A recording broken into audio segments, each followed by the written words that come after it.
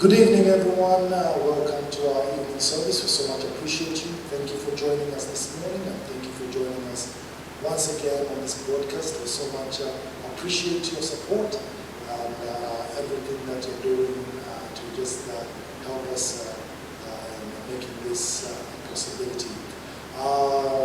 First and foremost, let me just continue encouraging you to keep the government restrictions.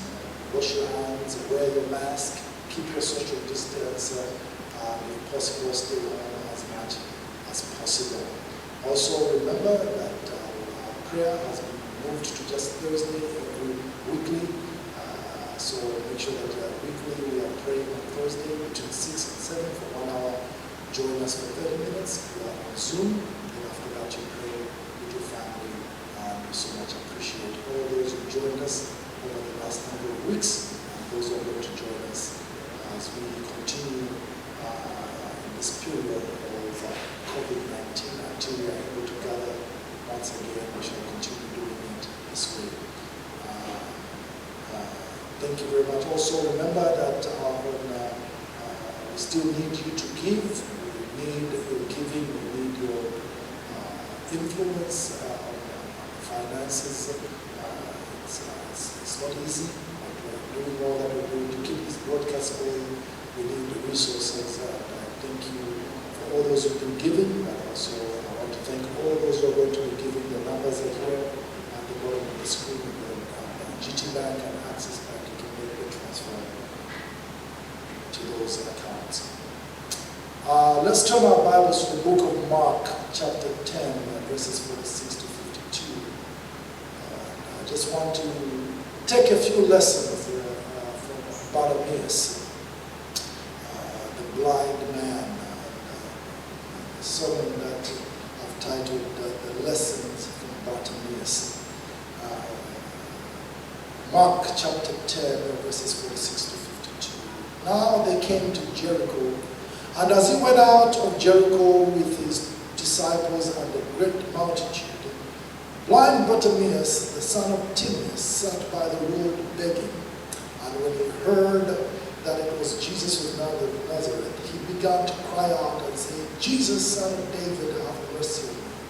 Then many wanted to warn him to be quiet, but he cried out all the more, Son of David, have mercy on me. So Jesus stood still and commanded him to be called.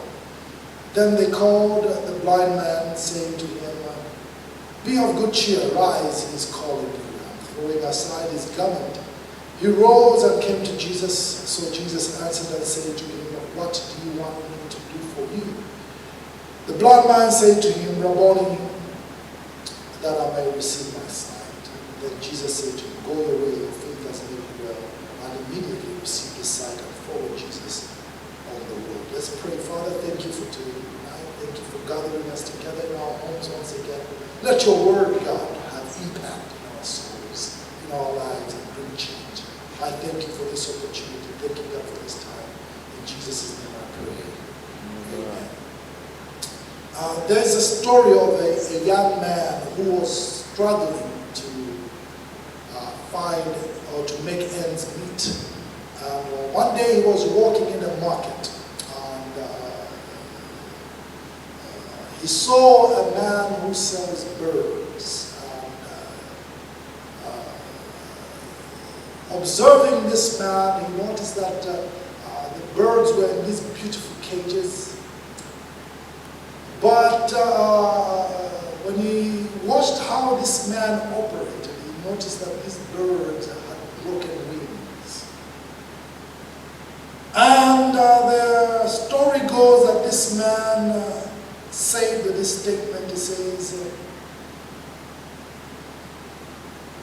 they want to see you become a bird, but they want to break your wings.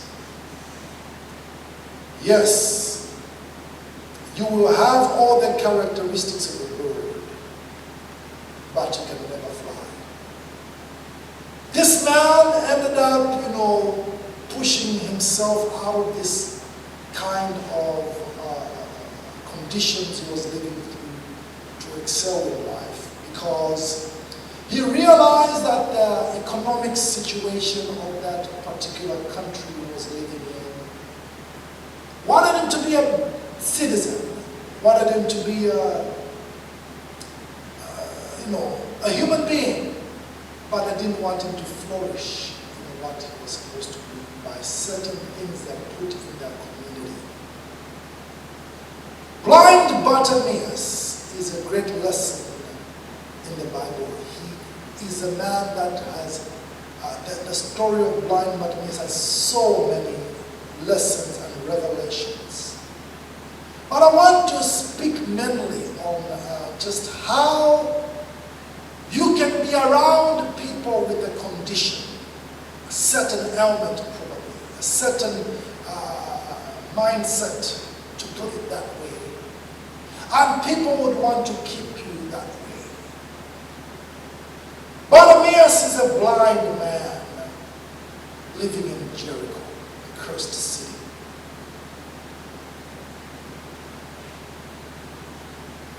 He was blind, it seems, from birth, and had been a beggar literally his whole life. Your life is meant to be an extraordinary life, especially when God gets involved in it. Our salvation is just meant to be something that just creates a path for us to get to heaven.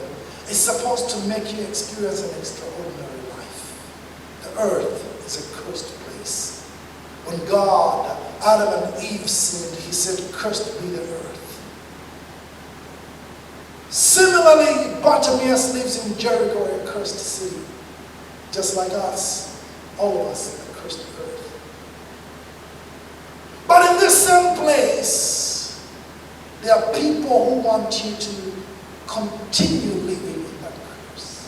Salvation comes and delivers and nourishes and flourishes our life so that we can blossom in the kingdom of God. But Bartimaeus here is a great lesson of how to get out in places where people want to hold you down. We find Bartimaeus as he's there blind and begging. As he hears Jesus of Nazareth has come, he begins to call out the loud voice to Jesus. And the people are saying, "Stay the same way. Keep quiet. Stay the same way." Let's look at lessons from Bartimaeus. I've got 5 lessons here that I just want to go through quickly. Number 1 is Bartimaeus understood that he could not get himself out of the situation he was in. Bartimaeus was a known, renowned blind man in Jericho because the Bible refers to him as the son of Timaeus. So nobody really knows who Timaeus was. Some scholars would say that Timaeus was also another blind man, and this was an inherited thing on Bartimaeus, that his father was blind, even him was born blind. That's why they say he was the son of Timaeus. I read somewhere that they say he probably was a renowned man who, when he was alive and he had died, and people can say this was the son of such a great man. We don't know for sure, but Bartimaeus is referred to by somebody else who happened to have a certain status in Jericho, whether good or bad or poor or rich, but he's referred to as the son of Timaeus. He had been in this condition for a long time and couldn't change it by himself. One of the great lessons of life is to know your capacities, your level, or your capabilities. Many people don't know their capacity. Many people don't know their level. Many people don't know their capabilities. They move around life thinking they can do this, capable of doing, or they have the capacity to handle this, or they don't. Bartimaeus teaches us, he knew here that for him to get out of the situation he was in, he needed help from Jesus of Nazareth, the son of David. He had his theology right. And he knew Bartimaeus could have said, listen, I don't need Jesus. Just like some people would say today, oh, I'm going to depend on my own ability. I'll make special skills, I'll do this about myself. But Bartimaeus, we find, he completely declares that, you know what? I need Jesus. He cries out with a loud voice, Jesus of Nazareth, Son of David. The realization of our capabilities is the beginning of wisdom when it comes to great deliverances. Bartimaeus realized that he couldn't get himself out of this. Only Jesus could. Matthew 9:12, when Jesus had heard that, he said to them, those who are well do not need a physician, but those who are sick. Bartimaeus knew he was sick, and the only one who could heal him was Jesus. I'm talking to people right now. Do you know your capabilities, your capacity, and your level? And do you know that you need somebody else to get you out of that situation? You need Jesus. He's the only one who can. You've tried in your own strength and your own abilities, and you have failed time and time again. But I'm telling you right now, you need to turn to Jesus and say, Jesus, Son of David, get me out of this. The second lesson is extraordinary experiences are attained by passion and never by position. I've noticed that there's a deep Christian teaching that advocates that people attain certain positions. And when they attain these certain positions, automatically it will bring extraordinary things to happen to them. People come to church looking for position, thinking that if I can do this, then God will deliver me. If I can probably say this, then something will happen to me. Blind Bartimaeus gives us another revelation that is very consistent with people who got miracles and an extraordinary life with Jesus. Bartimaeus doesn't display position. He doesn't claim to be a descendant of Abraham. He doesn't claim any type of theology. But he expresses passion. Bartimaeus had a strong, deep, and powerful conviction of Jesus. He cries out, Jesus, Son of David. I see people who think that deliverance is in attaining a certain position or having a certain amount of resources, and this thing will go away. You see, deliverance is about passion. The passion to show. Bartimaeus teaches us that looking unto Jesus with a display of strong passion, deep and powerful conviction of what he can do. Mark 10:47, and when he heard that it was Jesus of Nazareth, he began to cry out, saying, Jesus, Son of David, have mercy on me. Look at the passion. When he heard it was Jesus, he began to show his passion, crying out. You know, you don't cry if something doesn't touch you in places where passion is released. See, many people, tears are coming down their cheeks. It's because something, passion, a place has been touched there, that it's bringing things out of you that sometimes you don't want them to come out at that time. But here he's crying out to Jesus because he's realized it's not the position but the passion that touches Jesus.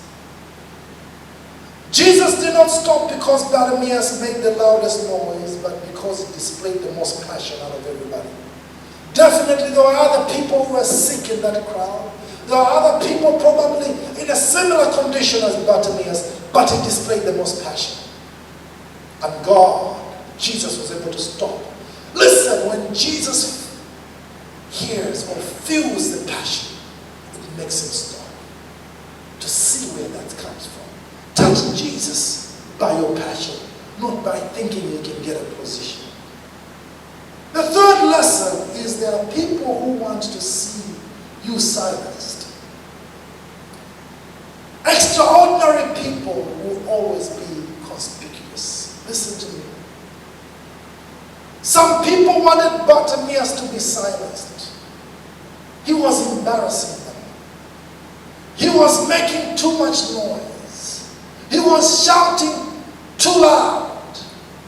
He was inconveniencing people. He was becoming a nuisance. And people wanted to say, listen, shut him up.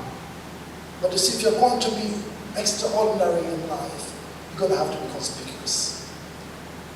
Bartimaeus refused to be silenced. Mark 19:48. Then many warned him to be quiet, but he cried out all the more, Son of David, have mercy on me. In life, you have to know that there are people who want to silence your progress so that you cannot see your vision come to pass. They'll tell you to hush. Keep it low. Listen. Don't. In church, don't be so loud. Don't be the only one that is. Listen. Extraordinary people are always conspicuous. They are visible. In the crowd, they stand out. You can go in the world of athletics. You can come in as a bunch of people. I remember when we used to go for training for football teams and trying to become a football player, soccer player. You get to a team and the guy who is very good will always stand out. The moment he touches the ball, the moment he passes the ball, the way, just the things he does, he stands out. Extraordinary people stand. Bartimaeus tells you that if you are extraordinary, you better learn how to stand out, how to shout out to your God. Christians are extraordinary people. You better stand out at work. Be the hardest worker at work. In school, be the #1 student.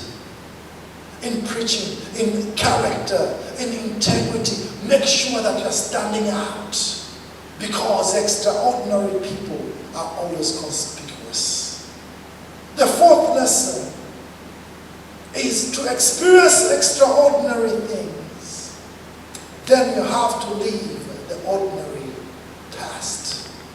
Your past is ordinary. It's things that you've gone through. But to ever experience the extraordinary with Jesus.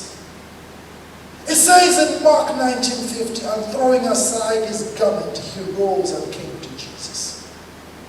This garment was something he wore. It was worn by beggars. It is something that when he sat on the streets to beg, he sat on it. It's where people threw money on this garment. It was a piece of cloth that people throw money to give him. It was his identity. People would see you wear it, they'll know this is a beggar. And it says, throwing that aside. You see, if you are going to experience Jesus, you have to leave your past here.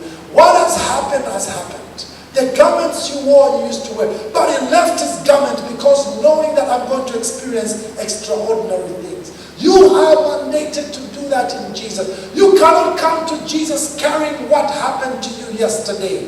What happened to you the day before? What happened to you years ago? Carrying your past experiences. Carrying your old garment to Jesus. He left it. The lesson blind Bartimaeus teaches us is simply to experience extraordinary things. You have to learn, or you have to leave the ordinary past. Leave it behind. Because with Christ, it's a new creation. It's a new beginning. And as you get to meet Jesus Christ, abandon the past. Abandon the old garments. The identity used to carry in the past of a beggar. The identity of being this and that. Whatever people called you, whatever you were, whatever you called yourself, you have to abandon that. He abandoned the garment to get where Christ is. I know the past hurts, past disappointments, past failures, past fears, past incompetences. The beggar's garment had no place in the future. I know the past hurts, but don't carry these things into your future. Because to experience the extraordinary life, the life of Jesus, you need to let go of the old garment. The fifth and last lesson that I get from blind Bartimaeus is be precise about what you want in God. Bartimaeus came to Jesus and Jesus says, what can I do for you? We read that and it's interesting, his answer. Verses 51, so Jesus answered, what do you want me to do for you? The blind man said to him, Rabboni, that I may receive my sight. You see, when you learn or be precise. With God, there are many of us. I've been a Christian for a long time and I've sat in many prayer meetings and I've had people come in and they are praying around the issue. They're never direct, they're never to the point, but they pray around the issue. They never tell God, God, I want this and I want that. They're always diddy-dallying and, God. But blind Bartimaeus, Jesus still asks the same questions of, what do you want me to do for you? Right now he's asking, what do you want him to do for you? And some of you are going to say, you know what, Lord, I just want grace and mercy. No, tell them, blind Bartimaeus teaches, be precise. What do you want? Hey, Rabboni, I want my sight. What do you want me to do for you? Give me sight. Tell God, be precise. Let your prayer be precise. Let it not be something you dance around with. Let it not be something you talk. Let it be precise when God asks you something. Deuteronomy 8, verses 18. And we shall remember the Lord your God, for it is he who gives you power to get wealth, that he may establish his covenant, which he swore to your fathers, as it is this day. If you want money from God, ask him that. God, what may I do for God? I need some money. God, I need a wife. God, I need a husband. God, I need this. Be precise. Don't go about witches today. People go here. People go there. We all need a priority list with God. As you're serving God, make a priority list. I suggest you do that. And what is priority in your life? Blind Bartimaeus, yes, he needed money. After this, he needed a job. After this, he needed probably accommodation. But first thing is first. Lord, I need sight. And he got his sight. Listen, with these 5 things, let me go through them again so that we can probably close this service, the lessons. Number 1, he understood that he could not get himself out of the situation he was in, and only Jesus could. Number 2, extraordinary experiences are attained by passion. Number 3, there are people who want to see you silenced. Extraordinary people will always be conspicuous. Number 4, to experience extraordinary things, you have to leave the ordinary past behind. And number 5, be precise about what you want. Let's have every head bowed and every eye closed this evening. You are here, you're not saved, you're not born again, you're not giving your life to Jesus. What an exciting life. What an exciting life Christianity is. Listen, exciting. And Jesus is offering you salvation right now. Come to him. Do not look here or there. Do not sway. Right now he's talking to you. Are you saved? Are you born again? If not, repeat this prayer after me and you shall be saved. Say it from your heart. Mean it. And say these words. Lord Jesus, I am a sinner. I have offended you. I have offended humanity. I've done things wrong. And Lord, I ask you right now to forgive me. I believe you died on the cross and rose from the grave so that I have salvation, that I can be forgiven for all the wrongs I've committed against you and against people. Lord, forgive me. I renounce my affiliation to the world, and I claim the kingdom of God upon my life. In Jesus' name we pray. Amen. God has just saved you right there. If you prayed in the name of Jesus, you're saved, you're born again. You need to find a Bible preaching church. You need to get Christian friends. And you need to start reading the Bible. I suggest you read from the book of John going that way.